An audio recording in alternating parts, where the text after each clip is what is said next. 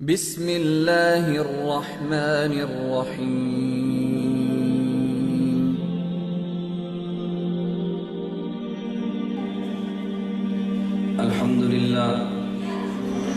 الحمد للہ نحمده ونستعینه ونستغفره ونؤمن به ونتوکل علیہ ونعوذ باللہ من شرور انفسنا ومن سیئات اعمالنا من يهده الله فلا مضل له ومن يضلل فلا هادي له ونشهد أن لا إله إلا الله وحده لا شريك له ونشهد أن لا إله إلا الله وحده لا شريك له ونشهد أن سيدنا ومولانا محمدا عبده ورسوله أما بعد فأعوذ بالله من الشيطان الرجيم بسم الله الرحمن الرحيم فيهما فاكهة ونخل ورمان وقال النبي صلى الله عليه وسلم فخير واحد أشد على الشيطان من 1000 عابد اللهم صل على محمد وعلى آل محمد كما صليت على إبراهيم وعلى آل إبراهيم إنك حميد مجيد اللهم بارك على محمد وعلى آل محمد كما باركت على إبراهيم وعلى آل إبراهيم إنك حميد مجيد جا زندگی مدینہ سے جونکے ہوا کے لا جا زندگی مدینہ سے جونکے ہوا کے لا شاہد کے حضور خفا ہے منا کے لا جا زندگی مدینہ سے جونکے ہوا کے لا شاہد کے حضور خفا ہے منا کے لا کچھ ہم بھی اپنا چہرہ باطن سوار لیں ابو بکر سے آئین عشق و وفا کے لا دنیا مسلمہ پہ بہت ہی تنگ ہو گئی فاروق اعظم کے دور کے وہ نقشے اٹھا کے لا جن سے گناہ نے ہمیں محروم کر دیا عثمان کے وہ زاویے شرم و حیا کے لا مغرب کی گلیوں میں مارا مارا نہ پھر اے گدائے علم دروازہ علم سے خیرات جا کے لا نام محمد سے دلوں کو سرور ملتا ہے نام محمد سے دلوں کو سرور ملتا ہے نگاہ فکر کو تازہ شعور ملتا ہے نصیب کیسا بھی ہو واسطہ احمد کا دے کے نصیب کیسا بھی ہو وسیلہ محمد کا دے کے خدا سے جو بھی مانگے ضرور ملتا ہے معزز علماء کرام میرے نہایت واجب الاحترام بزرگوں اور مسلک اہل سنت والجماعت سے تعلق رکھنے والے وجود نوجوان دوستوں اور بھائیوں ہمارا جامعہ مدنیہ تحصیل دسکا ضلع سیالکوٹ کا 2 روزہ سالانہ اجتماع شروع ہے ہمارے پہلے اجتماع کی آج آخری نشست ہے شیخ العرب والعجم حضرت مولانا حسین احمد مدنی رحمہ اللہ تعالی حضرت کے شاگرد رشید مولانا فیروز خان رحمہ اللہ تعالی اللہ ان کی قبر پہ کروڑوں رحمتیں نازل فرمائے جب حضرت زندہ اس دنیا میں تھے حضرت نے دست شفقت ہمارے سر پہ ہر وقت رکھا ہے اور مجھے اس بات کی واقعتاً بہت زیادہ خوشی محسوس ہوتی ہے حضرت کے جانے کے بعد حضرت کی اولاد نے اور خصوصاً حضرت کے جانشین مولانا ایوب خان صاحب اللہ ان کی عمر میں برکت عطا فرمائے مسلکی معاملات میں حضرت کی خدمات کے تسلسل کو برقرار رکھا ہے اللہ رب العزت ان کو اس تسلسل کو برقرار رکھنے کی توفیق عطا فرمائے میں آپ حضرات سے ہی گزارش کروں گا چونکہ میں نے آج گفتگو آپ حضرات کی خدمت میں جی چاہتا ہے علماء دیوبند کے کردار کے عنوان پہ کروں یہ ہمارے علماء دیوبند کا بہت بڑا مذہبی علمی ادارہ ہے جس کو دنیا بخوبی جانتی ہے قائد جمعیت مولانا سمیع الحق صاحب دامت برکاتہم کی باضابطہ اس ادارے کو سرپرستی حاصل ہے مولانا سمیع الحق صاحب دامت برکاتہم کتنے بڑے انسان ہیں اس پر مجھے گفتگو کرنے کی ضرورت نہیں۔ بندہ اپنے کردار سے اپنے وجود اور قد کو منوا لیا کرتا ہے، ہمیں اپنی ذات کا پتہ ہے۔ میں جامعہ حقانیہ کھڑا کھٹک گیا، وہاں پہ بیان کیا، صبح 7 بجے بغیر مولانا سمیع الحق صامت دامت برکاتہم سے پوچھے بیان کیا اور چلا گیا۔ جا رہا تھا، طلبہ سے میں نے پوچھا کہ دورہ حدیث کا سبق کتنے بجے ہے؟ انہوں نے کہا جی 7:30 بجے۔ میں نے کہا اب 7 بجے وہاں دارالحدیث کے باہر میرے بیان کا اعلان لکھ دیں۔ ایسا کبھی بھی نہیں ہوتا آدمی کسی ادارے میں جائے اور محتمم سے پوچھے بغیر بیان کر کے چلا جائے، بہت مشکل ہے، کوئی محتمم اجازت نہیں دیتا۔ بیان کیا اور چلا گیا۔ 2 یا 3 دن کے بعد اسلام آباد میں دارالعلوم زکریا کی سالانہ اجتماع تھا، حضرت بھی تشریف فرما تھے، میں بھی حاضر ہوا۔ حضرت فرمانے لگے کہ مجھے جلدی ہے، تم بیان بعد میں کرنا۔ میں نے کہا جی میری خواہش ہے میں بیان پہلے کر لوں، آپ میرا بیان سنیں، وہ سبق ہوگا، اس میں غلطی ہوگی آپ تنبیہ فرما دیں۔ فرمایا نہیں مجھے جلدی ہے۔ میں نے کہا جی آپ فرمائیں، میں بیان بعد میں کر لوں گا۔ حضرت مجھے فرمانے لگے کہ آپ اکوڑا کھٹک آئے اور مجھے دکھ ہوا کہ آپ ملے نہیں اور صبح جلدی چلے گئے، مجھ سے ملتے تو میں حقانیہ میں آپ کا بیان کراتا۔ میں نے کہا جی بیان تو میں نے آپ کی اجازت کے بغیر صبح کر لیا تھا، ملا تو اس لیے نہیں کہ آپ کے آرام کا وقت تھا۔ فرمانے لگے حقانیہ جب آؤ ہم سے پوچھنے کی ضرورت نہیں، آپ بغیر پوچھے مسلک دیوبند کو حقانیہ میں بیان کرو۔ میں ایک واقعہ عرض کر رہا ہوں، ورنہ میرے ان کے تعلقات کے واقعات ہیں، اللہ میں بات سمجھنے کی توفیق عطا فرمائے۔ دارالعلوم دیوبند اور علماء جو فارغ دارالعلوم دیوبند سے ہیں، یا وہ علماء جو دیوبند کے ساتھ منسلک ہیں، وہ علماء جو دیوبندی نظریات کے حامل ہیں، میں ان کی خدمات کو پیش کرنے سے قبل بطور تمہید کے تھوڑی سی بات عرض کروں گا، اور اس کا تذکرہ میں ایک واقعہ سے کرتا ہوں۔ مدینہ منورہ مسجد نبی میں رمضان مبارک کے ماہ میں بیٹھا تھا، ایک شخص جو میرا مریض تھا اور مجھے فون کر کے پوچھنے لگا کہ مولانا آپ مدینہ منورہ کہاں پر ہیں؟ میں نے کہا مسجد نبی میں ہوں۔ مجھے پوچھتا ہے کہ مسجد نبی میں کس جگہ پر ہے؟ میں نے کہا جو مسجد نبی میں رسول اللہ صلی اللہ علیہ وسلم کا روزہ ہے، اس روزہ مبارک کے سامنے صحن میں 2 چھتریاں، اور ان 2 چھتریوں کے پیچھے جدید مسجد نبی کا جو ستون ہے برآمدے کا، وہاں بیٹھا ہوں۔ وہ نوجوان آیا، مجھے ملا اور پوچھنے لگا جی آپ سے میں پوچھ سکتا ہوں کہ یہاں کیوں بیٹھے ہیں؟ میں نے کہا میں پوچھ سکتا ہوں کہ آپ کو دلیل سے بتاؤں یا آپ کو آنکھوں سے دکھاؤں؟ میں نے کہا دلیل سے بتاؤں گا تجھے شاید سمجھ نہ آئے، میں آنکھوں سے بتاؤں گا تجھے نظر آئے گا۔ مجھے کہتے جی آپ بتا دیں کیوں بیٹھے ہیں؟ میں نے کہا آپ دیکھیں ذرا یہ سامنے کیا بنا ہے؟ مجھے کہتے جی روزہ پاک ہے۔ میں نے کہا مسجد نبی کے صحن میں کھڑے ہو جاؤ، یہ کیا لکھا ہے؟ مجھے کہتا ہے جی ابو بکر۔ میں نے کہا آگے؟ کہتا ہے عمر۔ میں نے کہا پھر دائیں طرف؟ کہتا ہے عثمان۔ میں نے کہا آگے؟ کہتا ہے علی۔ میں نے کہا پھر دائیں طرف؟ کہا جی عباس۔ میں نے کہا آگے؟ کہتا ہے حسن اور حسین۔ میں نے کہا سامنے ستون پہ کیا لکھا ہے؟ کہتا ہے نعمان بن ثابت۔ کیا لکھا ہے؟ نعمان بن۔ آپ مسجد نبی میں جا کر دیکھیں، میں اس کو تحدی اور چیلنج کے طور پہ کہتا ہوں۔ میں نے کہا کیا لکھا ہے؟ کہتا ہے نعمان بن ثابت۔ میں نے کہا سمجھ آئی میں یہاں کیوں بیٹھا؟ کہتا ہے کہ مجھے تو سمجھ میں نہیں آئی۔ میں نے کہا تمہیں سمجھ آتی تو امام ابو حنیفہ کی بات مان نہ لیتے؟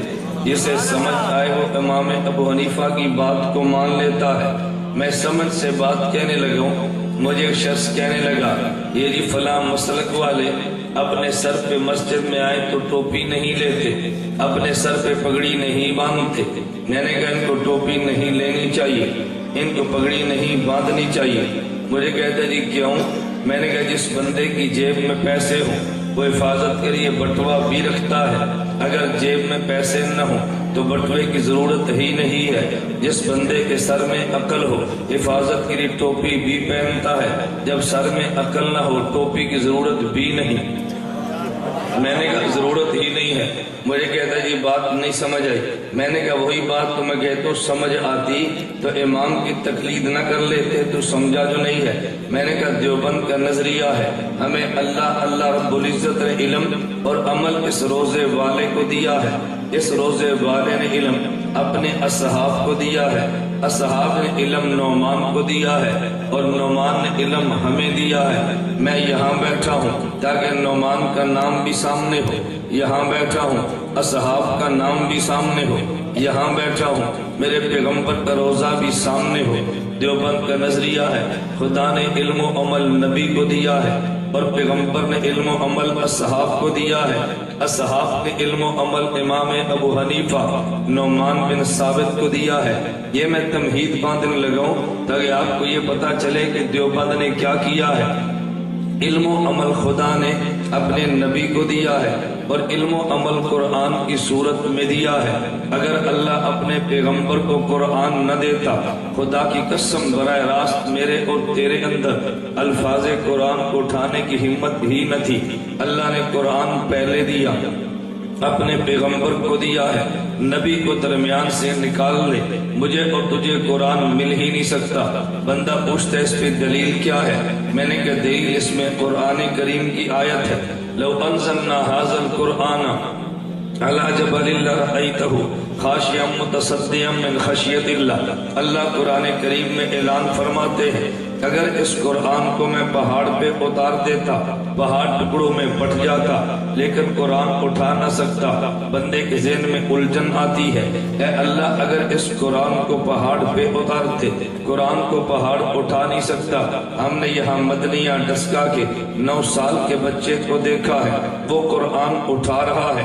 اگر قرآن اتنا بھاری ہے پہاڑ نہیں اٹھا سکتا تو 9 سال کے بچے نے کیوں اٹھایا ہے؟ جب اس آیت پہ اعتراض ہے تو اس آیت پر ہونے والے اعتراض کا جواب دارالعلوم دیوبند کے 40 سالہ محتمم قاری محمد طیب رحمت اللہ علیہ نے دیا ہے. قاری محمد طیب فرماتے ہیں آپ نے آسمان پہ دیکھا سورج بھی نکلا ہے, آپ نے آسمان پہ دیکھا کہ چاند بھی نکلا ہے. جب سورج نکلا آپ نے سورج کو دیکھا, آنکھیں جواب دے گی, آنکھیں سورج کی روشنی کو دیکھ نہیں سکتی. آپ سورج کے سامنے بیٹھے, جب سورج آفتاب کے ساتھ نکلا آپ کا وجود سورج کی گرمی کو برداشت نہیں کر سکتا, لیکن چاند کو دیکھا ہے. چاند کو دیکھنے میں آنکھ کو راحت محسوس ہوتی ہے. چاند کے سامنے آپ قمیص اتار کر بیٹھ جائیں تو بدن کو ٹھنڈک محسوس ہوتی ہے. اس کی وجہ کیا ہے؟ سورج کو منیر کہتے ہیں, چاند کو مستنیر کہتے ہیں. سورج روشنی دیتا ہے اور چاند لیتا ہے. سورج حرارت دیتا ہے اور چاند اس سے لیتا ہے. جب یہ سورج میں تھی تو حرارت بنی ہے, جب چاند سے نکلی تو برودت بنی ہے. جب سورج میں تھی تو ضیاء کہتے ہیں, جب چاند سے نکلی تو نور کہتے ہیں. سورج جلال والا تھا اور چاند جمال والا تھا. توجہ رکھنا, سورج جلال والا تھا اور چاند جمال والا تھا. جب سورج میں ہے تو حرارت کہتے ہیں, حرارت چاند کے جمال سے گزری تو برودت اور ٹھنڈک کہتے ہیں. جب سورج میں ہے تو ضیاء اور تپش والی روشنی کہتے ہیں. جب چاند کے جمال سے گزری ہے اس کو نور اور ٹھنڈی چاندنی کہتے ہیں. حضرت حکیم الاسلام قاری محمد طیب اس کا جواب یوں دیتے ہیں کہ چاند جلال والا, سورج جلال والا ہے اور چاند جمال والا ہے. سورج کی روشنی جلالی ہے, چاند کی روشنی جمالی ہے. سورج کی تپش جمالی ہے اور چاند کی ٹھنڈک جمالی ہے. اگر سورج جلال والے کی روشنی کو دیکھے آنکھ جواب دے جاتی ہے. سورج کے سامنے تو بیٹھ جائے تو تپش جلالی ہے, وجود جواب دے جاتا ہے. لیکن جب سورج کی جلالی روشنی چاند کے جمال سے گزرتی ہے تو دیکھنے میں لطف آ جاتا ہے. جب سورج کی جلالی تپش چاند سے گزرتی ہے بدن میں پڑی تو ٹھنڈک محسوس ہو جاتی ہے. میرا اللہ جلال والا ہے, میرا محمد جمال والا ہے. میرے اللہ کا کلام جلالی ہے, میرے محمد کا کلام جمالی ہے. جب جلالی کلام ڈائریکٹ پہاڑ پہ اترتا پہاڑ کے ٹکڑے ٹکڑے ہو جاتے. خدا نے جلالی کلام کو پہلے محمد کے جمالی سینے پہ اتارا ہے. اس جمالی سینے کی برکت ہے. جس قرآن کو پہاڑ نہیں اٹھا سکتا اسے دیوبند کا 9 سالہ بچہ اٹھا رہا ہے. اسے دیوبند کا 9 سالہ بچہ اٹھا رہا ہے۔ میں نے کہا قرآن براہ راست خدا نے نبی کو دیا ہے، نبی نے علوم اصحاب کو دیے ہیں۔ میں اس کو سمجھانے کے لیے ایک جملہ کہتا ہوں۔ دیوبند کا نظریہ ہے کہ نبی کو نمائندہ خدا کہتے ہیں، صحابی کو نمائندہ مصطفیٰ کہتے ہیں، نبی کو کلام خدا کا ملتا ہے، نبی کا کلام اصحاب کو ملتا ہے، نبی قرآن کے الفاظ صحابہ کو دیتے ہیں، صحابہ حدیث کے الفاظ امت کو دیتے ہیں۔ نبی اور صحابہ کے درمیان، اللہ اور صحابہ کے درمیان واسطہ نبی بنتا ہے، نبی اور امت کے درمیان واسطہ صحابی بنتے ہیں۔ خدا کے کلام کو لینا ہو نبی کے دروازے پہ جاتے ہیں، اور پیغمبر کا کلام لینا ہو صحابی کے دروازے پہ جاتے ہیں۔ نبوت بولے تو قرآن بنتا ہے، صحابی جب بولتا ہے حدیث بنتی ہے۔ کلام تو پہلے موجود تھا لیکن نبی بولے ہیں، ہمیں قرآن کا پتہ چلا ہے، حدیث مبارک موجود ہے، صحابی قال رسول کہتا ہے، ہمیں پتہ چلتا ہے حدیث آ گئی ہے۔ تو زبان نبوت پر اعتماد کرنے سے کلام خدا ملتا ہے، زبان صحابی پر اعتماد کرنے سے کلام مصطفیٰ بنتا ہے۔ خدا نے جتنا دین دینا تھا پیغمبر کے ذریعے دے دیا ہے، قرآن کامل دیا ہے۔ اس کو یوں کہا ہے الیوم اکملت لکم دینکم، میرے پیغمبر میں نے تمہیں دین کامل کر کے دے دیا۔ لیکن جب پیغمبر آئے ہیں کوئی پیغمبر کا ساتھ دینے والا نہیں تھا، نبی نے دین کا اعلان کیا، جس نے ساتھ دیا انہیں اصحاب کہتے ہیں۔ نبی نے اعلان کیا تو جس نے مال دیا انہیں اصحاب کہتے ہیں۔ جب پیغمبر نے تقاضا رکھا ہے تو جنہوں نے جان دی ہے انہیں اصحاب کہتے ہیں۔ میں یوں کہوں گا کہ میرے پیغمبر نے دین کو کامل مکمل کر کے صحابہ کو دے دیا ہے، صحابہ نے نبی سے دین لے کے پوری دنیا میں دین پھیلا دیا ہے۔ لیکن نبی بھی صحابہ کو دین دے رہے تھے، وہ لکھ کر نہیں دیا، صحابہ نے امت کو دیا ہے تو لکھ کر نہیں دیا۔ امام اعظم ابو حنیفہ نعمان بن ثابت آئے ہیں، صحابہ سے دین لیا ہے اور لکھ کے امت کو دے دیا ہے۔ امام ابو حنیفہ صحابہ سے دین کو لیا ہے تو امت کو لکھ کے دے دیا ہے۔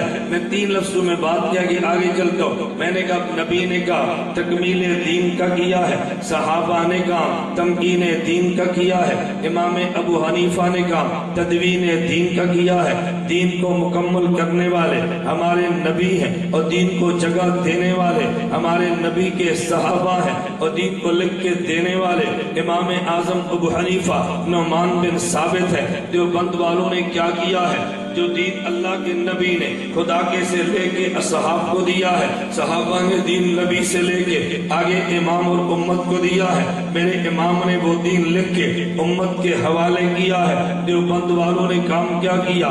نبوت کی ذات پہ حملہ ہے تو دیوبند والوں نے کیا، اس لیے کہ تکمیل دین کا دفاع ہے۔ اصحاب پیغمبر پہ حملہ ہے، دفاع دیوبند والوں نے کیا، یہ تمکین دین کا دفاع ہے۔ اور جب حملہ امام ابو حنیفہ کی ذات پر ہے، دفاع دیوبند والوں نے کیا، یہ تدفین دین کا دفاع ہے۔ دیوبند والے ذاتیات کا تحفظ بھی کرتے ہیں، کبھی دیکھ دفاع نبوت کا کرتے ہیں، کبھی دیکھ دفاع نبی کا کرتے ہیں، کبھی دیکھ دفاع صحابہ کا کرتے ہیں، اور کبھی دیکھ دفاع امام ابو حنیفہ نعمان بن ثابت کا کرتے ہیں۔ تو پھر میں یوں کہوں گا پیغمبر کا دفاع بھی ایمان سمجھ کے کیا ہے، صحابہ کا دفاع بھی ایمان سمجھ کے کیا ہے، مجتہدین کا دفاع بھی ایمان سمجھ کے کیا۔ دیوبند والوں نے ایک کام تو یہ کیا، ان سب کا دفاع کیا ہے، لیکن جو دین نبی نے صحابہ کو دیا، صحابہ نے امام کو دیا، امام نے لکھ کر دیا، آگے دین پہ حملے شروع ہوئے ہیں۔ تو کہے گا حملے کا مطلب کیا ہے؟ میری بات کو توجہ سے سمجھنا۔ کوئی بندہ دین میں کمی کرتا ہے، کوئی بندہ دین میں اضافے کرتا ہے، جو دین میں کمی کرے اسے ملحد